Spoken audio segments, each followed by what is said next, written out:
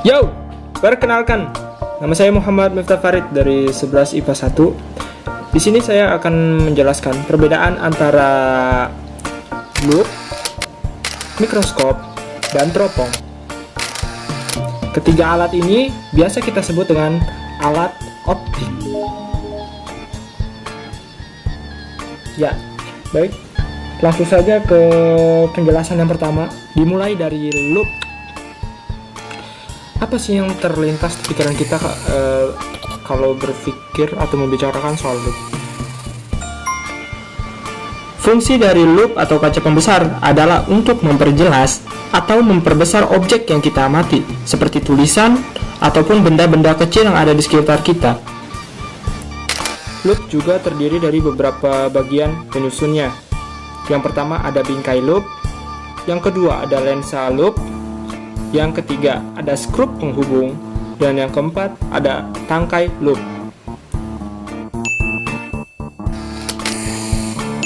Selanjutnya ada benda yang biasa kita gunakan untuk melihat benda-benda atau makhluk hidup yang berukuran sangat kecil atau biasa kita sebut dengan mikroorganisme. Ya, itu adalah mikroskop. Fungsi dari mikroskop adalah untuk dapat mengamati benda atau mikroorganisme yang super duper kecil dan tidak dapat dilihat dengan mata telanjang. Mikroskop sendiri memiliki beberapa bagian. Di antaranya yang pertama ada lensa okuler, yang kedua ada micrometerscope, yang ketiga ada micrometerscope, yang keempat ada lengan mikroskop, yang kelima ada kaki mikroskop, yang keenam ada badan mikroskop, yang ketujuh ada lensa objek, yang kedelapan ada meja objek, dan yang terakhir ada cermin mikroskop.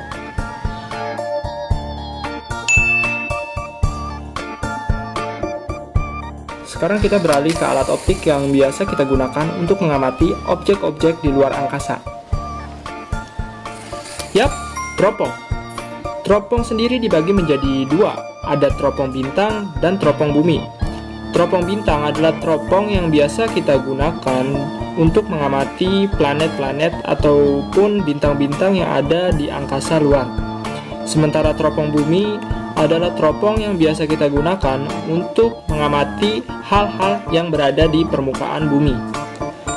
Bagian-bagian dari teropong bintang itu ada lensa objek, ada lensa okuler, ada badan teropong, dan ada kaki tiga atau biasa yang kita sebut juga dengan tripod.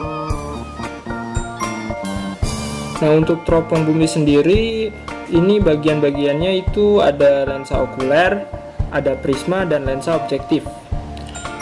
Fungsi dari teropong atau teleskop adalah untuk mengamati objek-objek yang sangat jauh, baik itu objek di permukaan bumi ataupun objek yang ada di luar angkasa, seperti bulan, bintang, ataupun planet-planet lain yang ada di luar bumi.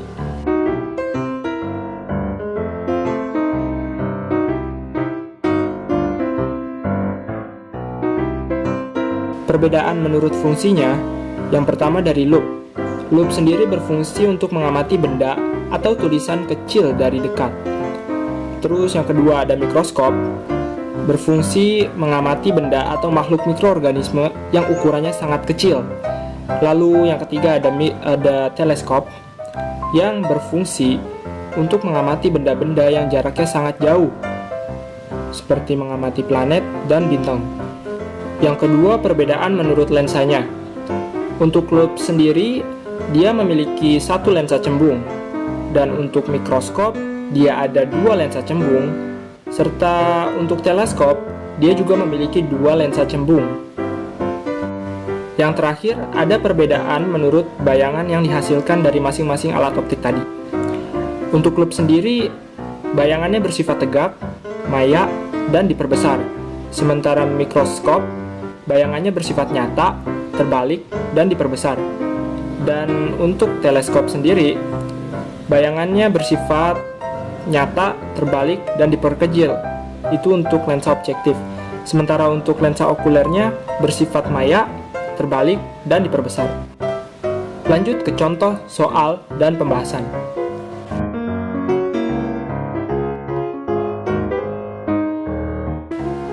Dari soal tertulis, jika berkas sinar yang keluar dari lensa okuler merupakan berkas sejajar dan mata yang mengamati berpenglihatan normal, maka perbesaran mikroskop adalah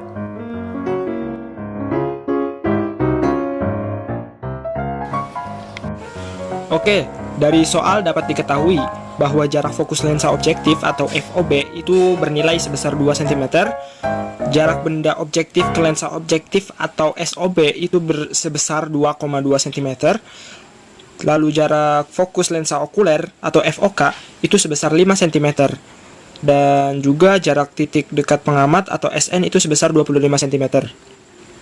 Kenapa SN bisa bernilai 25 cm?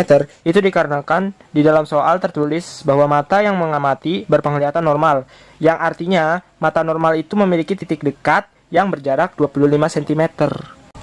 Nah, yang ditanya dalam soal ini adalah pembesaran mikroskop atau M total.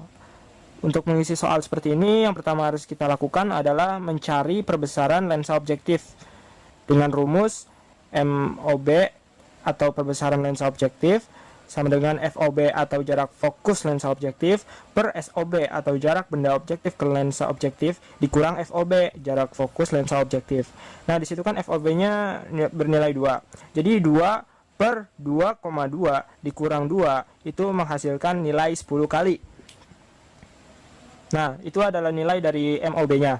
Setelah nilai MOB diketahui atau ditemukan, selanjutnya kita cari nilai MOK atau perbesaran jarak perbesaran okulernya, nilai okulernya dengan rumus okuler yang tidak berakomodasi, yaitu MOK sama dengan SN per FOK, atau bisa juga SN disebut juga jarak titik dekat mata, per FOK itu jarak fokus lensa okuler. Jadi 25 per 5. 25 per 5 hasilnya 5. Nah, setelah MOK dan MOB diketahui, lanjut kita mencari pembesaran mikroskop atau M totalnya. M total rumusnya itu MOB dikali MOK. Jadi 10 dikali 5, hasilnya 50 kali.